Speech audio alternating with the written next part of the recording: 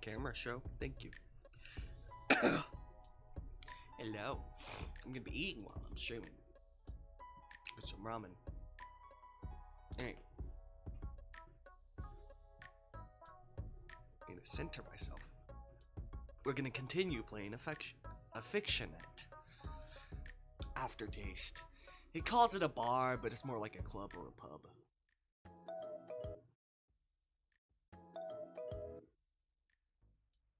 The number of motorcycles parked out in front is a bit unsettling. As if the location in the back of the city isn't already enough. It's not exactly the cozy first date spot I've been picturing. Normally I'm more partial to cafes or even quiet little wine bars. Literally anywhere that doesn't feel like a fight could break out at any second, or where someone might be doing hard drugs in the restroom.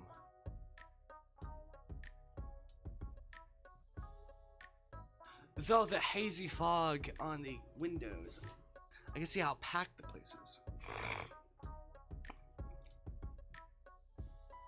The dim neon lights inside barely illuminate the vague shapes of the bar patrons, but I can still make out a sea of people.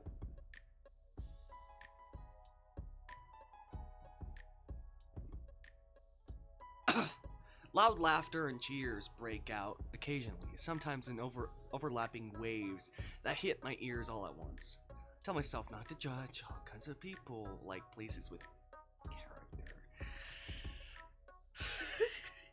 If you don't know what happened, maybe you're joining the stream, or you didn't watch the first part of the VOD. We made a OC. We wrote an OC while we were drunk. Of some I forgot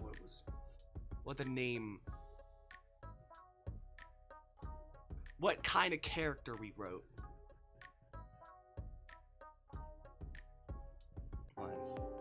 Damaged bad boy, that's what we did. I guess in the future, sorry, that's loud.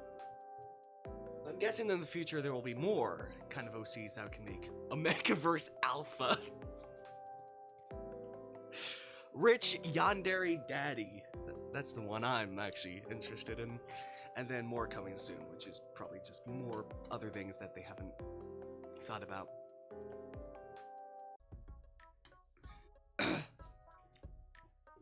I tell myself not to judge all kinds of people like places with character. That doesn't mean anything is gonna happen to me. All the same, I snap a quick picture of the entrance and send it to Hannah. If I go missing this less known location, I tuck my phone back into my clutch quickly and take a cleansing breath. The air has a faint smell of cigarettes. I feel ridiculous, standing in front of a place dressed like I'm going somewhere where riders grind the pepper at the table. I regret not staying in my cab until I confirmed my mysterious guy was here too. Torn between waiting for another cab or heading into a brighter interior of the bar, I check my phone. No new messages yet, just the last one he sent. Hey, you'll love this place. Promise. Last seen 2 hours ago. I'm trying to, I really am, but that message is from 2 hours ago. Even though he is a complete stranger, I'd feel safer not being here alone. I'm not about to turn right around and head home after putting in so much effort. Swallow hard, pull back my shoulders back, and remind myself why I'm here. I've got something to prove. I can be flexible. I can try new things. I'm already in the thick of it anyway. Alright.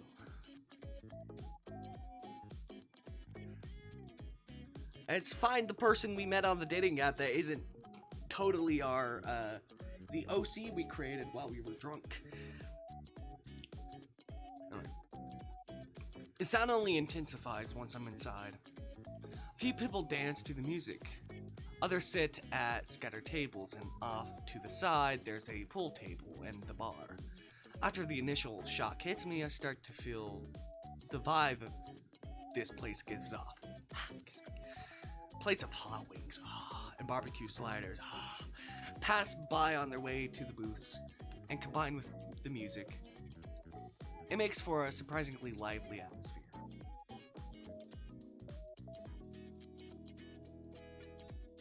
The bartender glanced me up and down with the practiced indifference of someone who's seen every flavor of human being walk through the door. I still feel horribly self-conscious, so I turn my eyes to scan for a place to sit. Spot a booth near the wall. Safer, less visible, maybe the best choice to ease myself into this space. Before I claim I'd check my phone, it's only 8:05 p.m., probably just too early.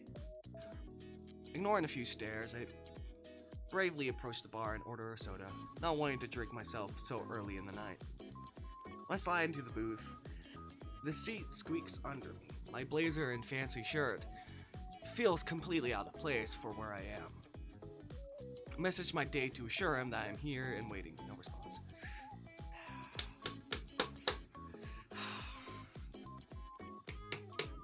Alright. I fidget with my glass and take tiny sips just to look like a contributing member of this establishment. Time passes, I trace patterns in the condensation on the outside of my glass. A few more people leave and enter the bar, none of whom approach me or look anything like the guy in the profile picture. Eventually, I order another soda and keep waiting. It's only 5 p.m.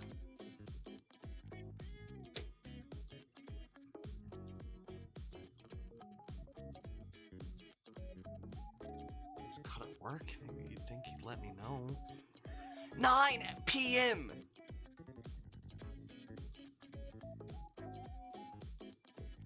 I check my phone again, even though it hasn't buzzed once. Nothing, no sorry, running late. Not even a lame excuse like my horoscope warned me to stay inside or die kind of day. Take anything just to know I haven't been forgotten. Keep telling myself to stay positive even now. He lost his phone, then again, he's still Amy without it.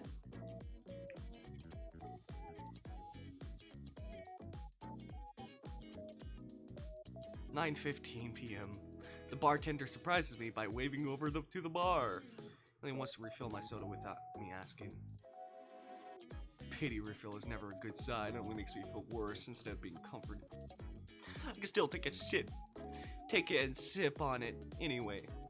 My hopes slipping away with every passing moment. Faces come and go around me, groups, couples, regulars, trading back slaps and inside jokes.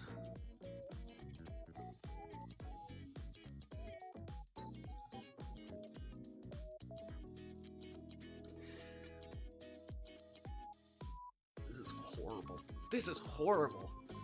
What date fucking does this, man? I never thought I'd want to be part of the heartbeat in this place like this, but sitting here alone, surrounded by laughter and noise, only reminds me of how alone and out of place I am. That's it, I need a drink. Finally done with the sodas, I march up to the bar. The bartender prepares my request without a comment. Keep watching the door as he slides me a Sex on the Beach cocktail. The vinyl booth sides beneath me as I shift and uncross my legs. What am I still doing here? I've been stood up. I can't fool myself any longer. Real men really aren't worth the time. Reality settles over me like a bucket of cold water. A dual ache blooming in my chest. Stare at the untouched, ice melting at the bottom of my glass. Think about all the effort I've wasted. Come to terms with the fact that I have some personal growing to do. Maybe being single is more my problem than the men I've dumped. But this is the first time I've genuinely tried in so long, and this is how it ends. I refuse to publicly wallow in my misery any longer. I'm already prepared to drown myself in romance manga when I get home to ease the sting. Pick up my phone, I start pulling up an app to schedule a ride home. Annoyed at myself for not doing this earlier. Before I can, however, a shadow falls over me. Look up, thinking it's the bartender coming to kick me out or give me another pity drink. The words die in my throat. The second I see who's actually standing there. Who the fuck are you? Bitch, get out of my way! The date I fucking got stood me up. I've been waiting for 2 hours. I'm going home. Anyway. Standing over me is a, whoa, this guy's huge. Both in a tall and broad kind of sense. God damn. Alright. It sure is doing him zero favors. And maybe that's the point, judging by the confidence looking on his face. It's tight enough to leave nothing to the imagination. But I'm sitting down, it's all right at eye level. Once I realize my eyes went straight for his chest, I even looked at the face, snap out of it. Finally look up, he's already smirking, so that answers whether he noticed. Try very hard to maintain eye contact to not let my gaze drop to where his shirt is clinging for dear life across his chest. That's why I noticed the slit across his eyebrow and the single earring in the right ear. His ink black hair is straight, silky, and long enough to be tousled away from his face, and he opens those full smirked lips to talk to me. Well now, aren't you dressed to impress? You get lost on your way somewhere. Okay, that's kind of corny, but after night I've had, corny feels like poetry. His voice has a low, rough grain to it. Just stare at him, frozen. I can't remember the last time I've seen someone look at me so boldly, with that kind of mischievous, slightly mischievous heat behind their expression. Can I help you? It comes out sharper than I intended, but tonight I'm out of warm welcomes. His smoldering grin widens, completely brushing past the acid in my voice. Without invitation, he casually slides into the booth across from me. The leather creaks as he props his elbows onto the table, leaning to the side with his chin resting in his hands. You look like you had a rough night. Let me guess. Either someone made a terrible mistake tonight, or you didn't plan on coming here alone. Hon, I can't hear you well.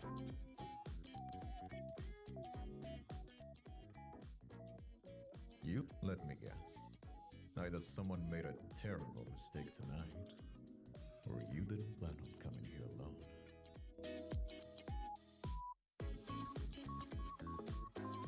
Someone fucking stud me up, I'm gonna fucking kill them. Yeah, my day ended up ghosting me. Nicely embarrassed by the thin wobble in my voice, but doesn't seem to mind.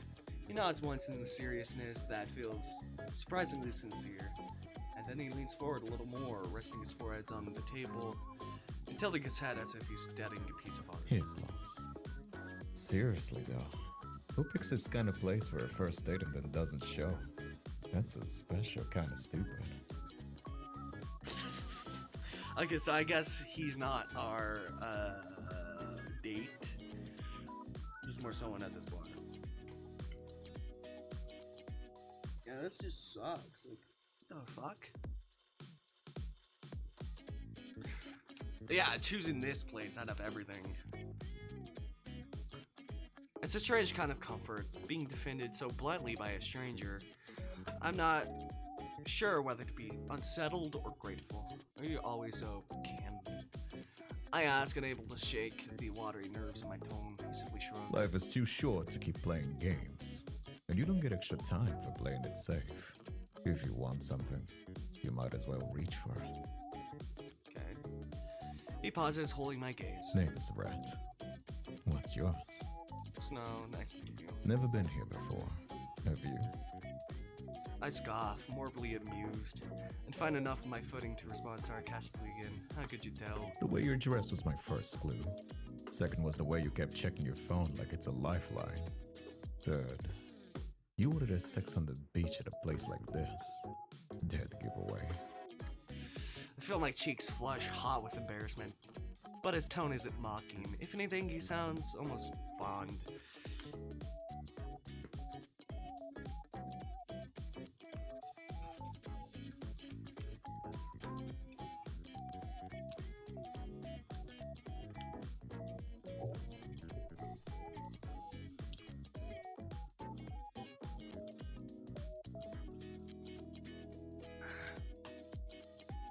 my defense, I've never been stood up before, so this is new territory. Well, you are handling it better than most. Some people would have run out of here crying by now. Who says I wasn't planning to do that in my car?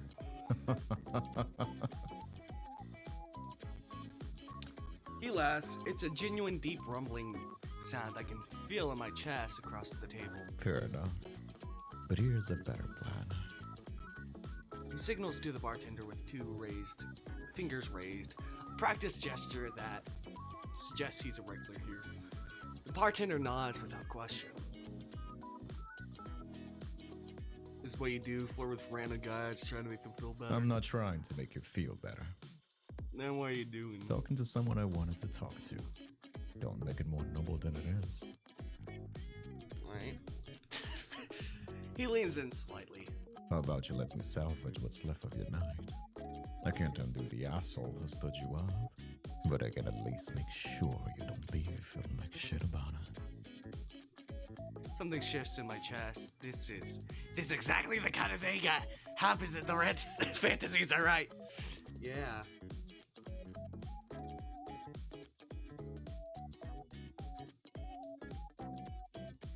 Anyway.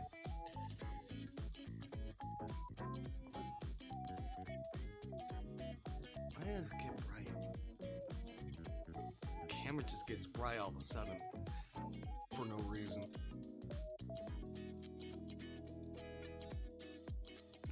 The mysterious stranger who appears at the perfect moment. The one who makes you feel like you're the only person in the room. I should be cautious. I should be smart. I just stood up by one stranger from the internet. Oh god, what am I doing? Fussing for random guys. Smooth words. I want this so badly, to feel wanted, to have someone look at me the way he's doing it right now. It's making it really hard to think straight. You don't even know me. Not yet. But I know you got all dressed up for someone who didn't deserve the effort.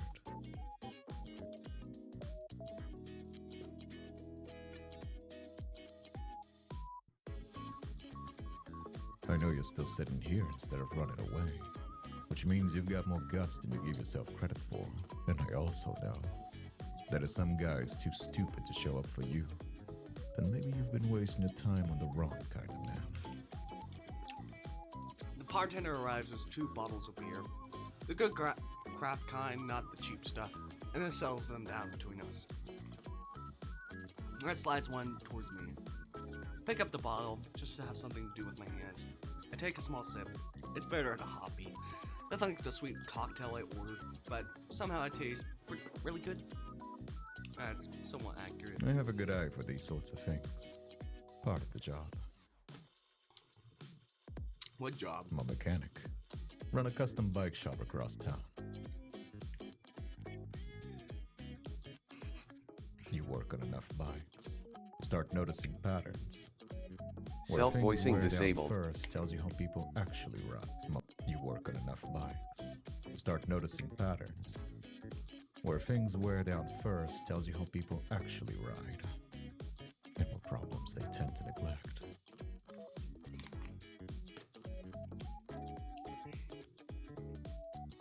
I'm gonna be honest with you. Do you rehearse this stuff, or does it come out of you like that?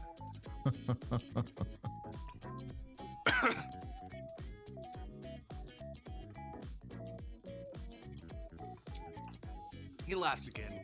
That same warm rumble, and shakes his head. Nah, I just call it how I see it. So what do you see when you look at me? Question comes out more vulnerable than I intended. I did blame the beer. Maybe the fact that this man has made me feel more in 5 minutes than my actual date managed in days of messaging. Red doesn't answer right away. Instead it leans forward again, elbows on the table, and really looks at me. His gaze is intense. Slow, deliberate, and entirely unlike my interactions with anyone else, but never leery. Honestly, I'm not sure yet. The answer catches me off guard. I expected another smooth line. Honest, you ordered a soda first. Switched to a cocktail about an hour in. So you really watch me? It tells me you showed up planning to be responsible. You wanted a clear head for whoever you were meeting. But he never came. so you gave up on being careful. That's the vibe of someone who actually cared to make it work, but is tired of getting disappointed. The rest, I'd have to stick around to figure out. I'll have a comeback for that one. Just a man admitting that he doesn't have me figure it out yet, but wants to. It makes me want to let him try. My breath catches as I realize I haven't given him a single reply. You're not what I expected. Good. Expected is boring.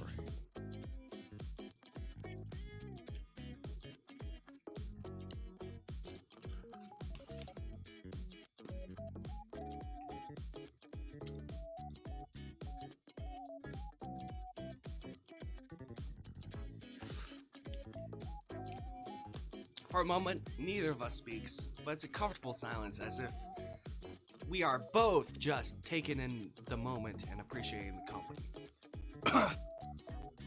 Then Rhett's lips curve into that devastating smirk again. Now here's what I think. I think you spent way too long waiting for something to happen. So, how about you stop waiting and do something different for a change? Why is my audio crackling? Well, here's what So, Something different. can't get anywhere new if you keep on taking the same roads. So, you staying here nursing that cocktail? Or are you coming with me? Oh, fuck! Alright.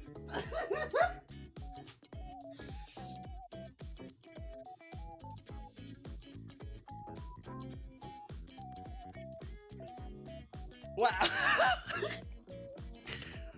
Alright, coming with you where? Does it really matter? Does it?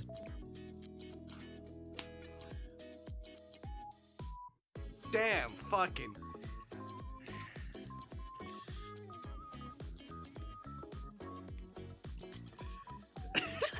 Fucking pickup line. That is amazing.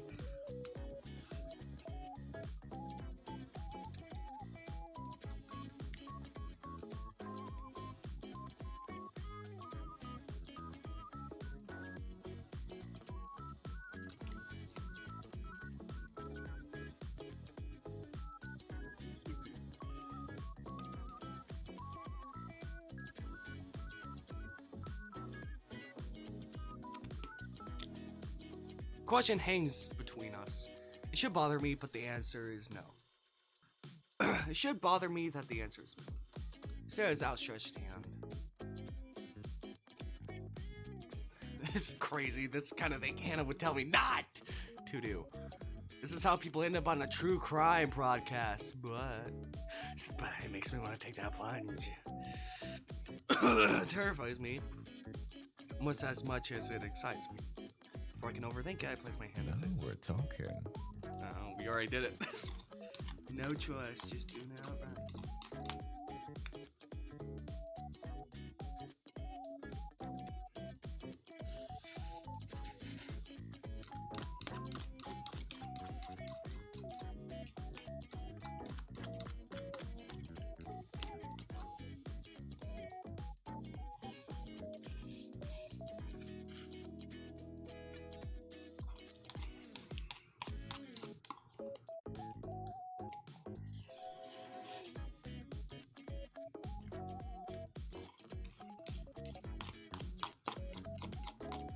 Let me finish this.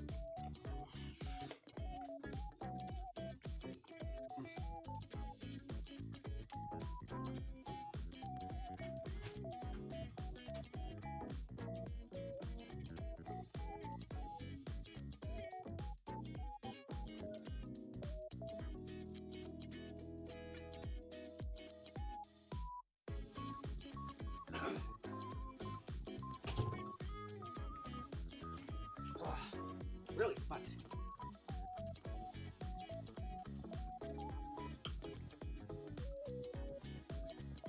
Alright. His hand is warm and steady. He pulls me gently to my feet. I'm suddenly aware of how close we are. He's a bit taller than me, and the leather of his jacket creaks softly as he moves.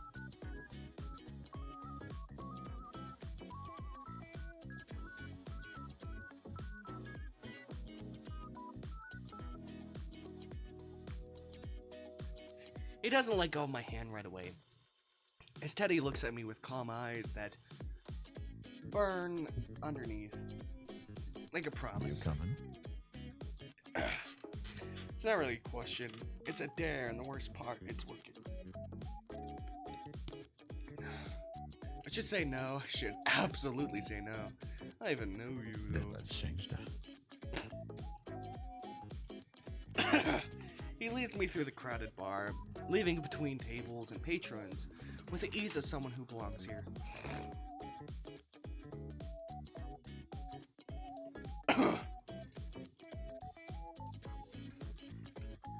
A few people call out to him, and he nods and raises his free hand in acknowledgement, but he doesn't stop. When we step outside, the cool night air hits my flushed cheeks like a blessing. I take a deep breath. Somehow, the same air that felt heavy inside now feels so free. My thoughts are still a jumbled mess of "this is insane" and "don't let go of his hand." Better? It was getting pretty stuffy in there. Yeah, it gets like that. Especially on the weekends. He finally releases my hand, and I immediately miss the warmth of contact. And he walks over to one of the motorcycles in the park near the entrance. A sleek red beast that looks expensive and dangerous. Oh no. Oh no! He's not. Never been on one of these before. I guess with the Big Bad Dogs game I have. But that's it. Not actually in real life, but anyway.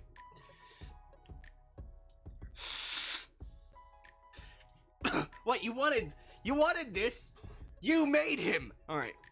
A motorcycle. No, absolutely not. I don't even have a helmet. I've got you covered.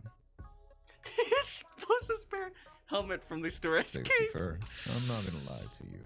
It's a rush. The closest thing to flying without leaving the ground. But if you don't want to, that's also perfectly okay. I can just call you a cab and give you a ride home. No pressure. Look at the motorcycle, then back at Red. It's the most impulsive, reckless, stupid thing I could possibly do right now. I think about my apartment, clean for the first time in months, but still empty. I think about my friends, all paired off and happy. I think about the day guy who hasn't even bothered to text me that he wasn't coming.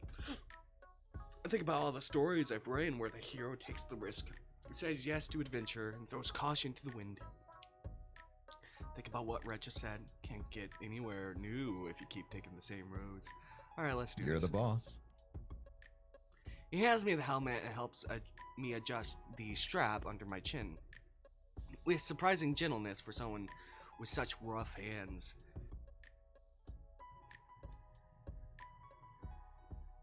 Said there was oil on him. I don't see anything like that. You know.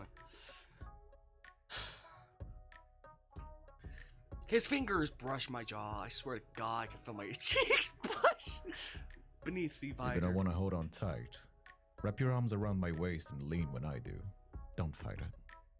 This kind of bike is a different beast from regular models. Oh, fine, got it. And hey, Yeah. trust me. I wrap my arms around his waist, like he told me to, and oh fuck! I can feel his muscles through the thin material of his shirt, firm and soft at the same time, and the warmth. Ready? We just were feeling his muscles. That's why we said, "Oh fuck." No, yes, I don't know. Perfect. Let's go for a joyride. The engine roars to life beneath us, thrumming vibration that echoes through my entire body. He slowly accelerates as we make our way out of the parking lot, and then we burst forward as we hit the main road.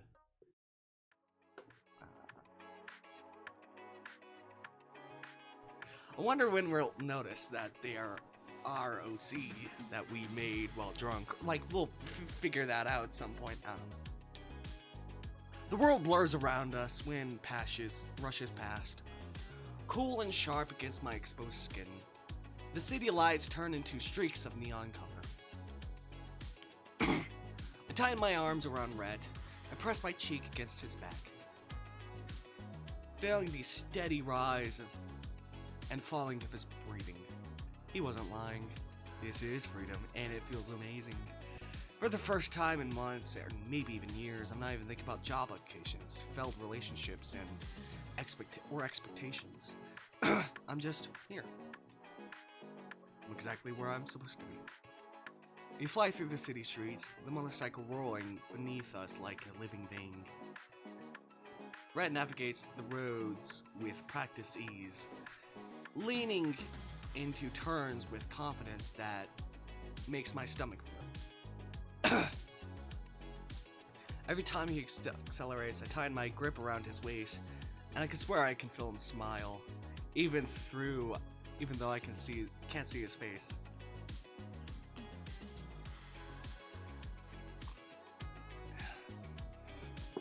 I pass through streets I've never seen. Even though I've lived here for years, beneath yellow streetlights that cast everything in a warm amber glow.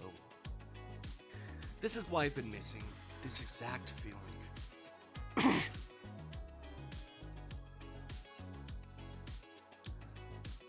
if I missed something. Oh, sorry. Eventually the ride mellows. We're cruising now instead of racing. And I actually take them in the moment. Rhett leans back slightly. I can hear his voice muffled through the helmet. Where to? The question pulls me out of my trance. Right, I have to go home eventually. Back to reality. Shout my address over the wind and feel his nod in acknowledgement.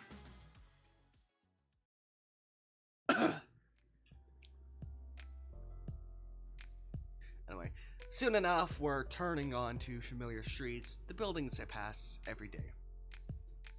Red pulls up in front of my apartment building and cuts the engine. The sudden silence is almost jarring after the constant rumble of the motorcycle. My ears are still ringing. My hands are still shaking. I'm not even sure I can feel my legs. I climb off the bike, my knees unsteady. I can't tell whether it's from the ride or the adrenaline crash. Red swings off after me and takes my helmet, his fingers brushing mine as I hand it over. So, was it worth it? Realizing grinning like an idiot. That was incredible. I've never felt anything like that. Those words do wonders to a man's ego. He's looking at me with that same intensity from the bar. Like I'm the only thing worth paying attention to in the entire world.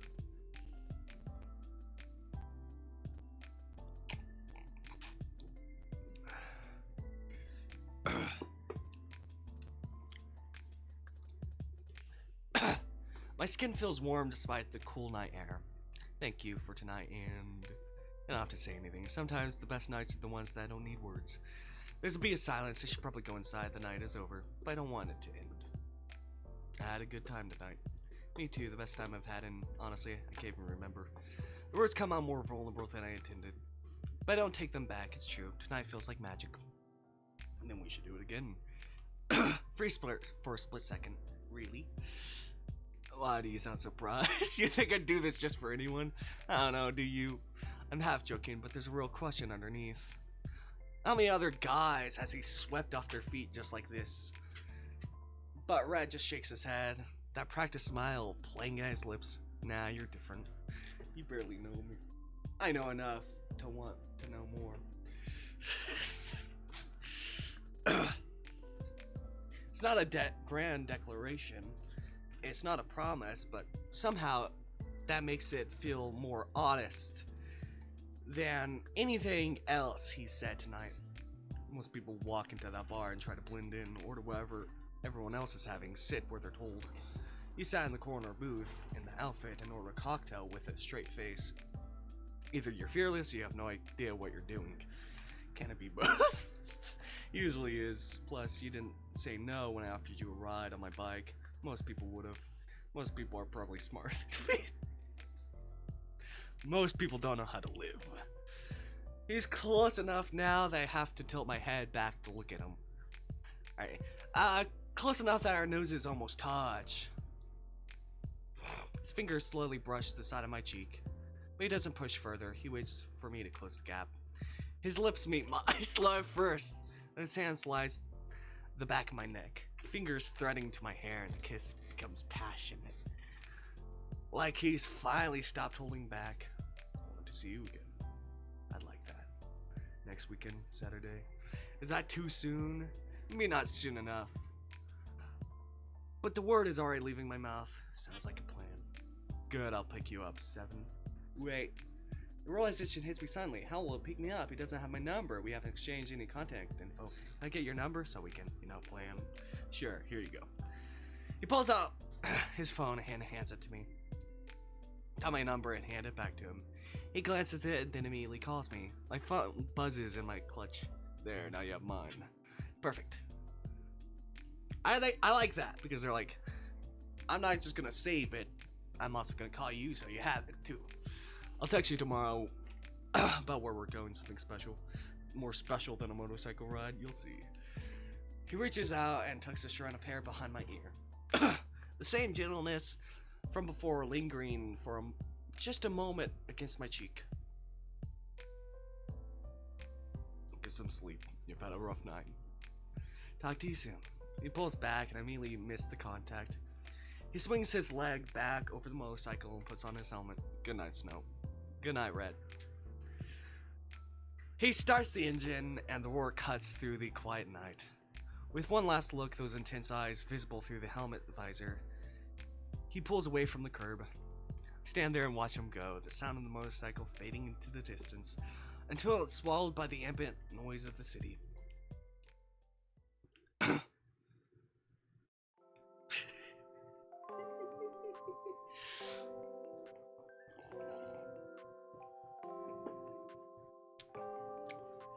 I kick out my shoes and immediately pull out my phone.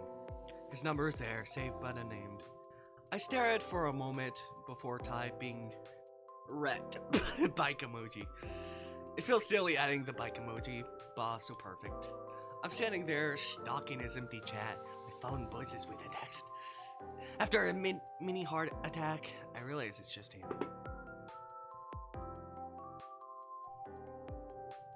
Fuck you, Hannah! Alright. You alive? Been hours since you texted. I'm getting worried. Gail crushes over me. I completely forgot to update her after that initial text from the bar. She probably thinks I was murdered and dumped in a river somewhere. I'm sorry, I was home. Safe, long story. We'll call you tomorrow and tell you everything. She responds almost immediately, confirming my suspicions. You better, sweet dreams. I set my phone down and head to the bedroom. Already peeling off my clothes. When I catch sight of myself in the mirror, I pause. My hair is a wind-blown mess, my cheeks flushed. Looks like someone who just had the night of his life. I look nothing like the sad, hungover person who sat in his apartment yesterday morning, drowning in self-pity and job applications. What just happened? Hold on. God, why am I burping? It's gracious. There we go. Take a drink of water. Maybe that will help.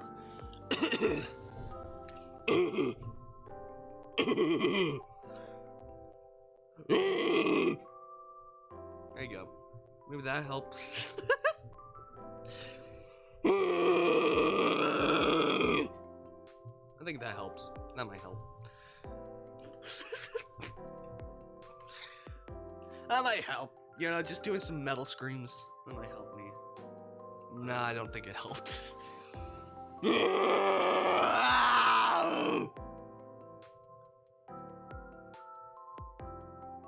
Who knows? Maybe it helped.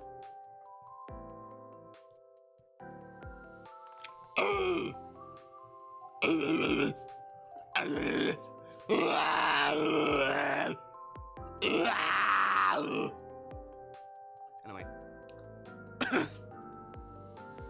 What just happened? My reflection doesn't answer, but he is smiling.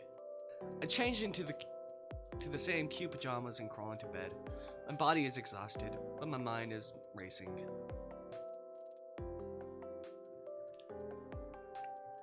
Next weekend can't come soon enough. I reach for my phone one more time, pulling up his contact, no profile picture, just a number and that cute little motorcycle emoji. Should I text him, thank him for tonight, let him know I got home inside safely, or is that, this is gonna sound desperate. Before I can, my phone buzzes. I text from Red, sleep night, next time's gonna be even better. Ugh. I'm grinning again. I type back, can't wait. I then set my phone on the nightstand, pulling my blanket up to my chin and close my eyes.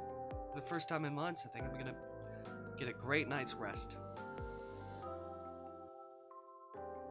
Maybe real men aren't so bad after all. Real men, yeah. Maybe I just need to find the right one, right? I slowly wake up, feeling better than ever. For a moment, I just lie there staring at the ceiling, blinking as I rub my eyes. Rub the sleep from my eyes.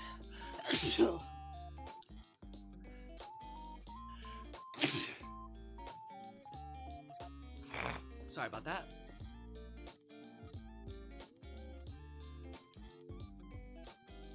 I've heard this music before. I don't even know the name of this song, but I've heard like multiple dating sims use this song, like A Date with Death.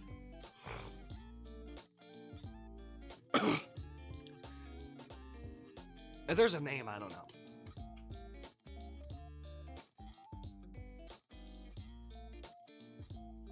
know. For a moment, I just lie there staring at the ceiling, blinking as I rub the sleep from my eyes. Last night plays through my mind like a movie I can't stop rewatching. My fingers drift to my lips. I grab my phone from the nightstand. There he is, Red Biker Guy, with his text from last night still on my screen. I need to get some tissue.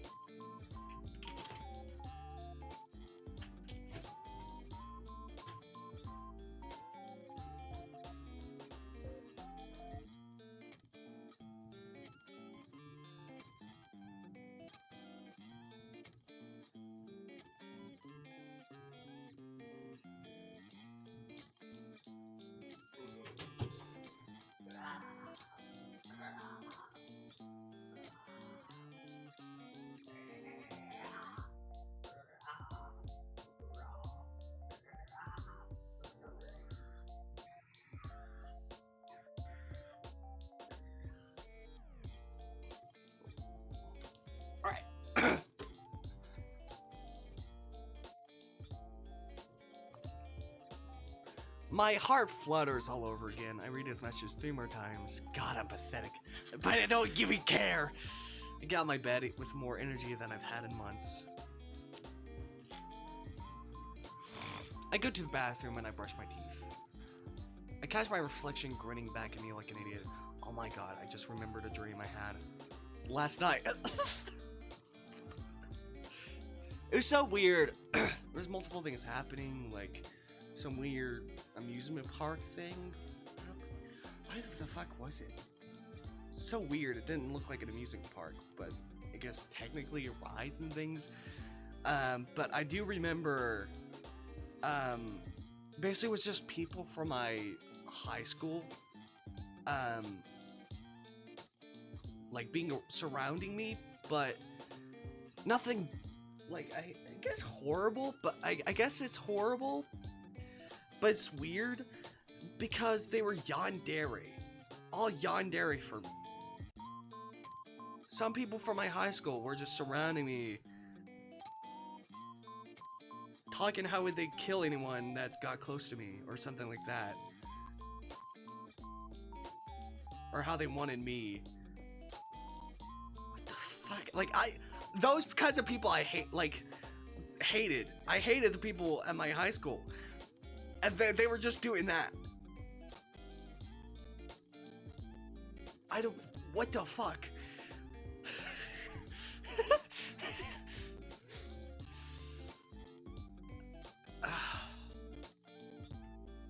They were trying to be subtle with everything they've said, I guess. in my dream, but the hints were there that they were yandere. Like, what the fuck? What the fuck? It was so, like, weird. Cause, like, this fucking, okay, just stay away from me right now, please. I don't like this.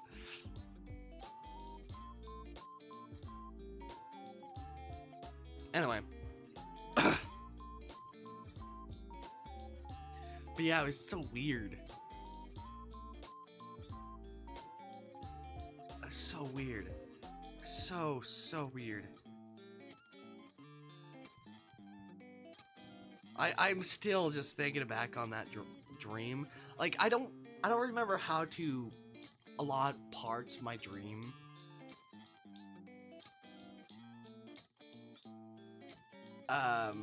Except for the amusement thing and the yandere thing.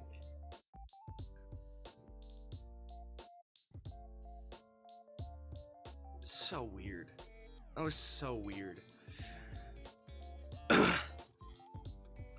Because it's people I recognize that, like, bullied me or I just was annoyed by in high school.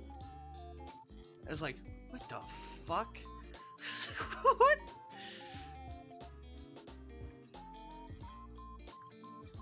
It was so weird. I can't get that out of my head.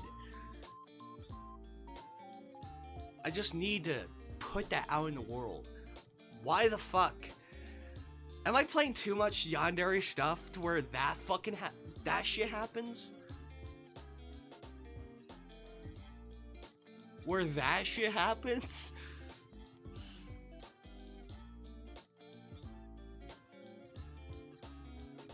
So goddamn weird.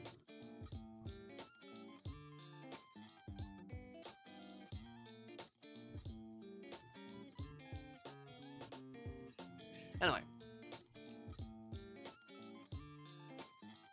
Going to the bathroom and brush my teeth and catch my reflection grinning back at me like an idiot. The man in the mirror looks happy, the kind of person who lives in the moment.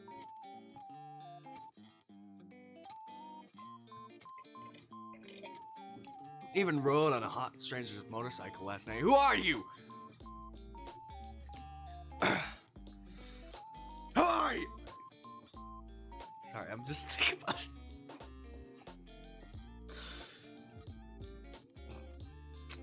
It's a stupid reference. Alright, whatever. Who are you?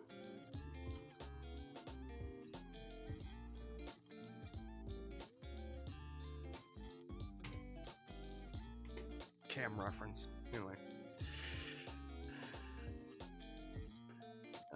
After a quick shower, I throw on comfortable clothes and head into the kitchen.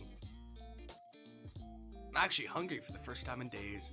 Usually I skip breakfast entirely. Making myself a real meal. Scrambled eggs, toast, and fresh coffee. I sit down with my plate. I realize I need to call Hannah. She's probably worried sick.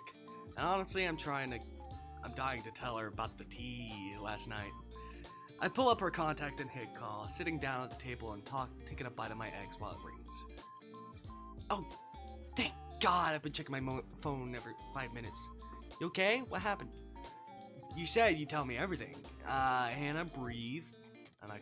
I'm fine. Better than fine, actually. Better than fine? What does that mean? Did that guy actually show up? No, he didn't. The guy completely stood up. What? Asshole, I should have. Why do you sound happy about it?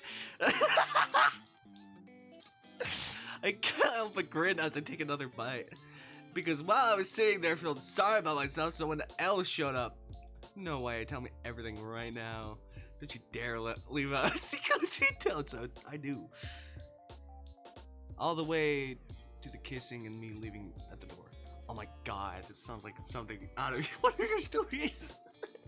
Mysterious biker guy who sweeps in at the perfect moment. Now this is insane.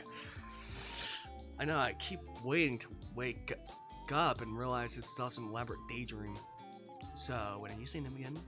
Please tell me you guys number and didn't ride off into the sunset like some modern Cinderella. We're planning another date next weekend, probably Saturday. There's a pause in the other line. Saturday, as in this Saturday, like in 6 days? Yeah, why?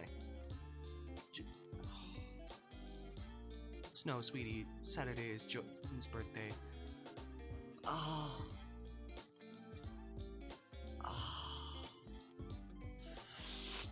Words hit me like a splash of cold water. Jordan's birthday. His birthday party that he mentioned in our group chat.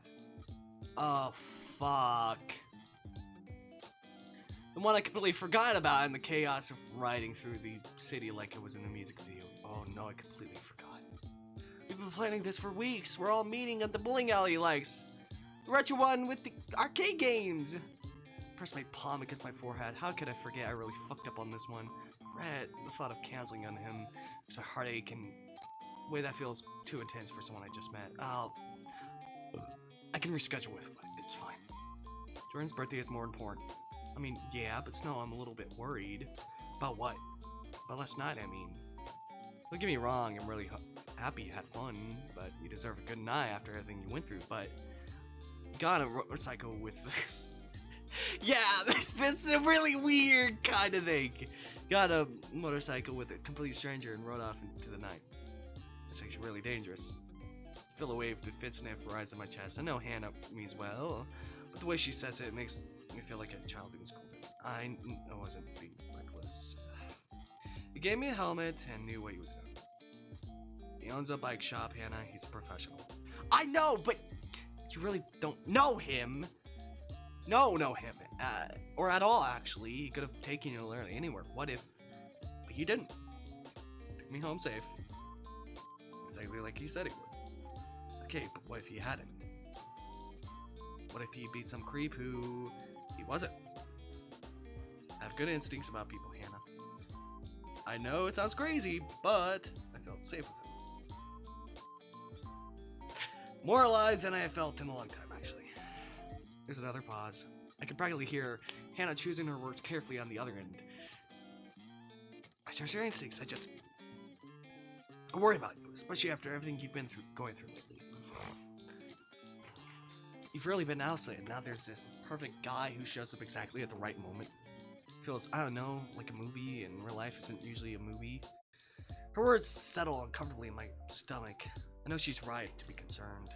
I know it sounds too be good to be true, but maybe some good things can just happen sometimes. Maybe I'm allowed to have something exciting for once in my life. You're right, I'm sorry, I don't want to rain on your parade. So I have to be happy, and hey, if that guy makes you happy, then I'm happy for you. Just promise you'll be careful. I promise. I'll text Red about rescheduling. Jordan's birthday comes first. Thank you, he'll really appreciate you being there. And hey, maybe you could bring Fred to the next group thing. We all love to meet him. Thought of Red at a bowling alley with my friends doesn't sit right in my picturing Red in rented shoes playing games with Mark, or pretending to laugh at one of Jordan's dry jokes. The image won't even start to form. Maybe. We'll see how things go. Fair enough, I have to run. Mark is attempting to make pancakes and don't trust him alone up with a stove. Text me later! Will do. Thanks for always checking up on me. Always love ya. Love you too. And the call and stare at my phone for a long moment. The leftovers of my breakfast have gone cold.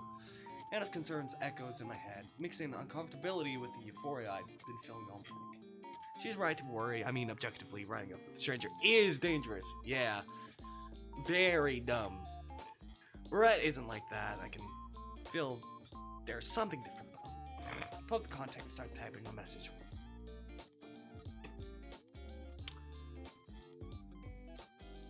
I have to reschedule. And that's where the demo comes to a close! Thanks for playing all the way to the end. It honestly means the world that you're here. What you just played is an early slice of something bigger. Affectionate is still in early development. There's still so much of this story left to tell. The full release will follow 3 love interests, each with 2 or 3 endings, and around 100 words of their own. Everything you've seen of Red so far is just the start of his route. Here's the plan, complete launches into Steam Early Access. 2026, second love interest, 2027, and third in late 2027. Okay.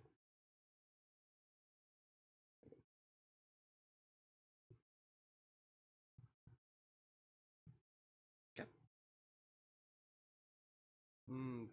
Okay. Return. All right. So that was Affectionate Part 2. Hopefully we'll get some more and stuff. But that will be in December of this year. So, a long wait.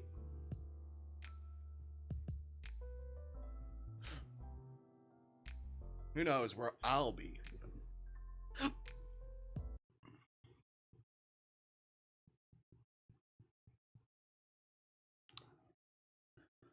Alright. I think I'm gonna stop streaming for VODs and then come back.